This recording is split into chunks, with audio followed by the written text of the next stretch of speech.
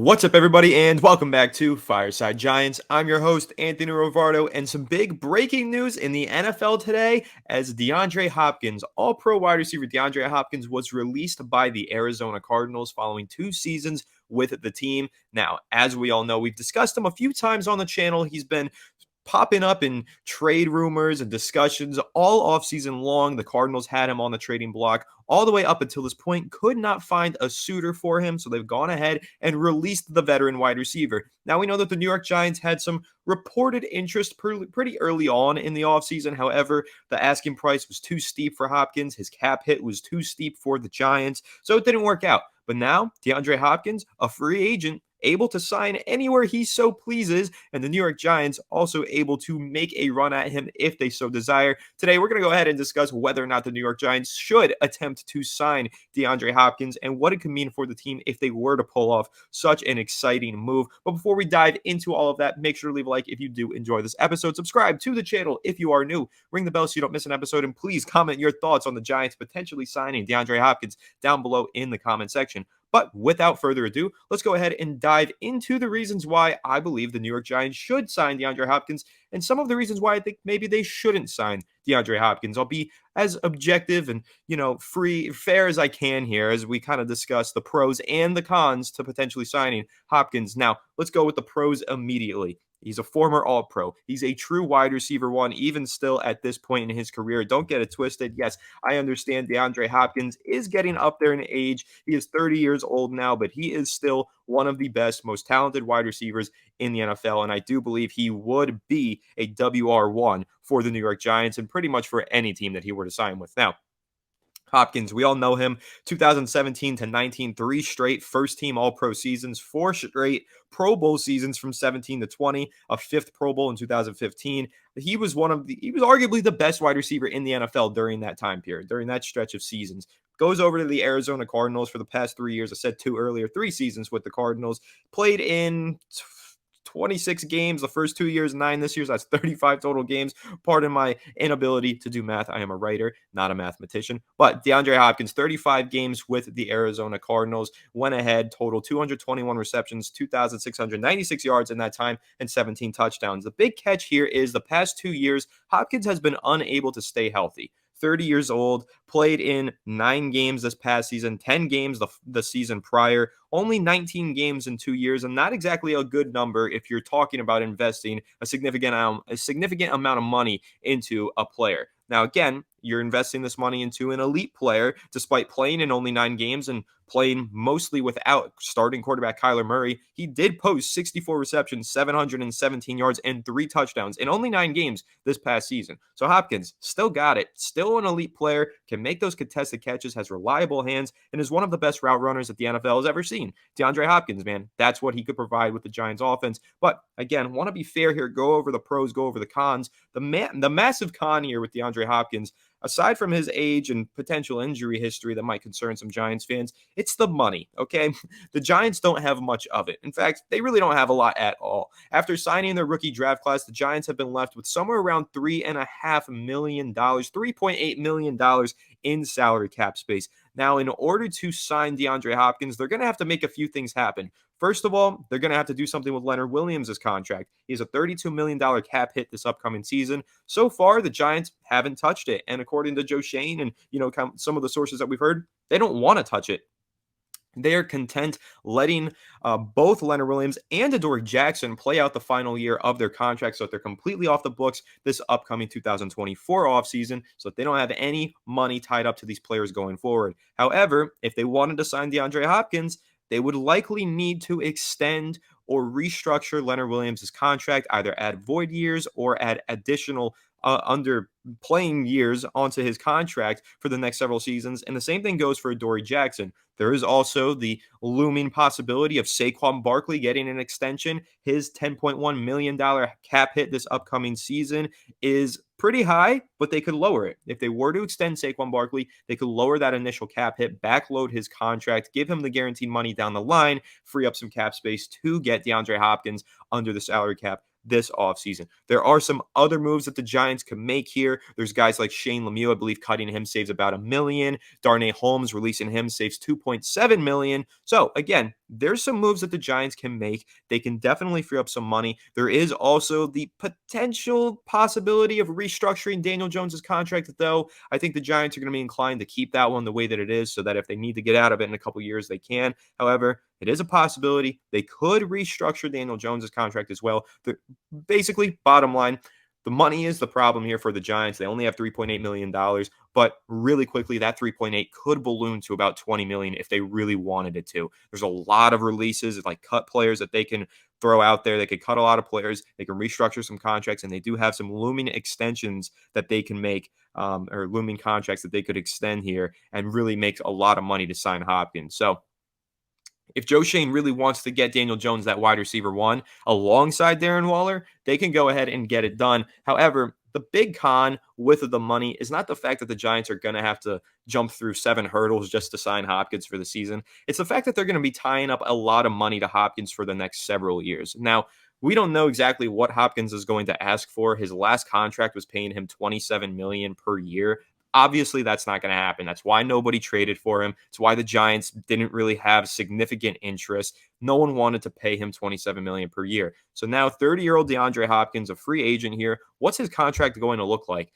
In my opinion, I think it's going to look something similar to that of the one that Odell Beckham Jr. just signed with the Baltimore Ravens. Now, he signed a 1-year, $15 million deal. I think Hopkins is going to want something a little bit more long-term. I'm not saying a 5-year deal, but maybe 2 to 3 seasons. But I do think that 15 million range, 15 to 18, is probably where Hopkins is going to fall. So when you're looking at it from that perspective, you can get a contract that's, say 3 years, $45 million, and that first year cap hit can be around $10 million. And in that situation, the Giants would be able to sign DeAndre Hopkins. The problem is when you backload the contract like that, it means that in 3 years, the Giants are probably going to have a cap hit of over $20 million on DeAndre Hopkins. Is that where they want to be? It's all about the guaranteed money. As Patricia Traina, you guys all know and love her from Twitter and Sports Illustrated, she always says it's all about the guaranteed money. The Giants are going to be tying up a lot of guaranteed money to some players. They're going to create problems down the road, and players will not sign unless they get that guaranteed money. And that describes the conundrum that the Giants are in with Saquon Barkley, and it does describe the potential conundrum that they could be in if they start negotiating with DeAndre Hopkins. But what I will say about Hopkins, and this is where I'll say some more pros and some more positive, my seal of approval on going after him. The Giants just made some massive upgrades to both sides of the ball. When you look at the defense, they got Deonte Banks. That's going to be a huge upgrade at cornerback. I mean, listen, this team has just gotten a lot better in all phases of the game. But when you look at the offensive side of the ball, listen, I love what they did on defense. Some good upgrades there. Definitely some holes. But on offense, they're missing one piece, in my opinion. They've got a superstar running back in Saquon Barkley. In my opinion, they have a good, above average quarterback in Daniel Jones. I believe that they have an elite tight end in Darren Waller if he stays healthy, and they do have a massive upgrade at center. I think he'll be a good player. Left tackle Andrew Thomas is elite. If Evan Neal takes a step forward, he should be an above average player. So that's 3/5 of your offensive line, hopefully at an above average playing level. It's a good offensive line by most accounts. It's very rare in the NFL. You get 3 starters who are solid around the league. So if they do get that good offensive line, again, I like Jones. Superstar running back in Saquon Barkley, and we'll get into him more in just a second because he's friends with Hopkins. But then you look at, again, tight end is elite, but then you look at that wide receiver core, they are missing a piece there. They've got some competent guys. They've got some good players. I love Jalen Hyatt, a deep ball, rookie wide receiver is going to be a big playmaker for them. They still have Shep, veteran, route runner. They've got Slayton, another good big play threat, crossers, shallow crossers as well, good player. But who do they have that can make an impact at all 3 levels of the field and be a dominant 10-plus reception, 1,000-yard wide receiver in this offense? Minus Darren Waller, because I believe that Darren Waller can do that from the tight end spot. We've talked about him a lot on the channel. He could play tight end. He could play out wide. He plays a lot in the slot, so he's going to be a dynamic, versatile weapon for the Giants offense. But let's talk again about DeAndre Hopkins and what he can mean for this offense, because when you look at it from the perspective of the Giants offense, their starting receivers are likely going to be a mix between Paris Campbell, Wan'Dale Robinson, Darius Slayton, and Isaiah Hodgins. None of those 3 guys are WR1s. They're not dominant, go beat up every cornerback that they face type wide receivers. DeAndre Hopkins is. So when you look at the Giants offense and what potential problems they could run into this upcoming season, there might be some games where they go up against a secondary, whether it's Philadelphia's, Dallas, Washington. They just added some talent to their defensive backfield as well. or any of the other teams across the league, if they go up against a very talented defensive backfield, they may struggle to get going through the air. Like they have Waller. Waller's going to make an impact, but a tight end can do so much when the whole defense is focusing in on the tight end, right? So when you have Waller and an elite number one wide receiver, what do defenses do then? Because if they're going to devote all of their time and energy to stopping Darren Waller, there are going to be some games where Darren Waller gets stopped. But if they devote all their time and energy to stopping DeAndre Hopkins, there's going to be games where Darren Waller goes off. And if they devote their time to Waller, games where Hopkins goes off. And that's where I get really excited about the idea of signing DeAndre Hopkins. Joe Schoen has said that this is not a win now mode. This is not a rebuild either. They're rebuilding, they're winning at the same time. They're kind of doing their thing here and just trying to build a long-term successful team. You could argue that signing Hopkins is not really in that MO. It doesn't really scream building a long-term successful team. But what I will say, you sign DeAndre Hopkins, the New York Giants, the conversation with them changes overnight. It's no longer, let's see if they can repeat a successful season in 2022 with Dable. Let's see if they make the playoffs again. It becomes the Giants need to make the playoffs this year, and they are now expected to make a deep postseason run because that's the impact that DeAndre Hopkins can have on an offense and on a team. Their points per game should go up. Their yards per game should go up. Their passing touchdowns. Daniel Jones will truly have a weapon and in the receiving core that he has never had at any point in his career dating back to college playing at Duke. So Hopkins, true number one wide receiver. It's the only thing that the Giants offense is really missing right now. Yes, I know that they're very thin at the guard positions, but again, superstar running back, good quarterback, elite tight end. All they're missing is a superstar wide receiver. And if they get that little element to their offense, who knows? And I will bring up the classic comparison here of Brian Dable's offense with and without Stephon Diggs, right? When Josh Allen was over, or he still is over in Buffalo, but when Brian Dable was over in Buffalo with Josh Allen coaching him as a rookie, he wasn't exactly a good player. He struggled a lot. Then they got him Stephon Diggs, and he was instantly an MVP candidate. You have to wonder, could DeAndre Hopkins have a similar effect on Daniel Jones? I know he just had a career year, just got paid 4 years, $140 million. I believe in Danny Dimes. A lot of you do as well. But could acquiring DeAndre Hopkins have a similar impact on Jones that Diggs had on Allen? That's kind of the question that I have. And if Brian Dable and Joe Schoen, they get together and they say it will have the same impact, then I think it's a move you need to try and make. Again, Hopkins is going to have a very active market. He's going to have a lot of teams bidding on him. The Chiefs have already had a conversation with him because they were trying to trade for him before the NFL draft. So they're going to be hot on his tail, trying to sign him in free agency in the coming days. But the Giants, I do think it's worth it for them to try and throw their hat into the ring and see if they can get a deal done with Hopkins. Because again, this takes the Giants from being a fringe playoff team to being true deep postseason contenders. Hopkins will change that offense overnight. The same way that we think Darren Waller is going to change this offense overnight. I'm excited for what the Giants are building. If they don't get Hopkins, I'm not going to kick and scream and be upset. Truly, I'm not. I'm going to be okay with it because I like what the Giants are building. I love what the Giants are building. I think Darren Waller is your wide receiver one this upcoming season, despite being a tight end.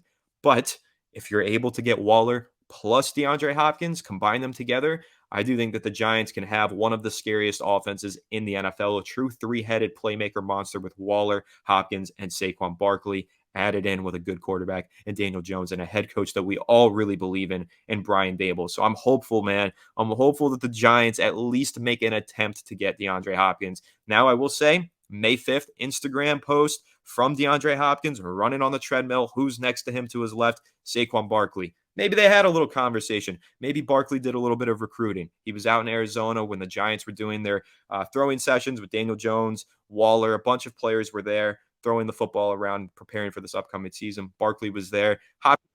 Area. Maybe he spoke to some of the guys and said, hey, I'd love to play for Big Blue. Of course, that's speculation, but man, it wouldn't shock me if Barkley did do a little bit of recruiting there, knowing Hopkins' situation. So I will say, I think that DeAndre Hopkins, it's going to be competitive. Because of that, it's going to be expensive. So I don't necessarily think that it's going to happen. If I was a betting man, I can't be because I live in Florida, but if I lived in New York, I certainly would be. But if I was a betting man, I would bet that the Giants will not sign DeAndre Hopkins. But if they do sign DeAndre Hopkins, I will be betting a lot of money, or I would be, that the Giants will make the 2023-2024 playoffs because they will change their offense just like that. If everybody stays healthy, that is, of course, as it always is in the NFL. But listen, that's my long-winded rant tangent. Those are my thoughts on DeAndre Hopkins, whether or not the New York Giants should try to sign him. For me, resounding yes. Will they? Is it a realistic possibility? In my opinion, not entirely. I think there's too many variables that say it's going to be too difficult for the Giants to do,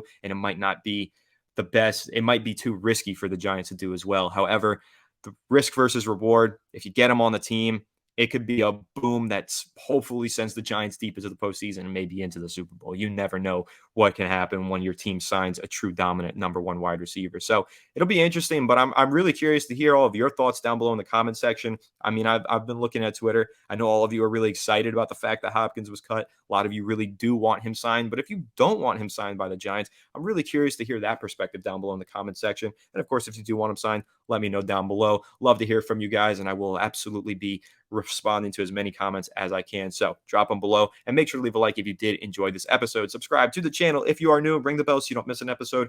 I will catch you all in the next one. Have a good one, and let's go Giants.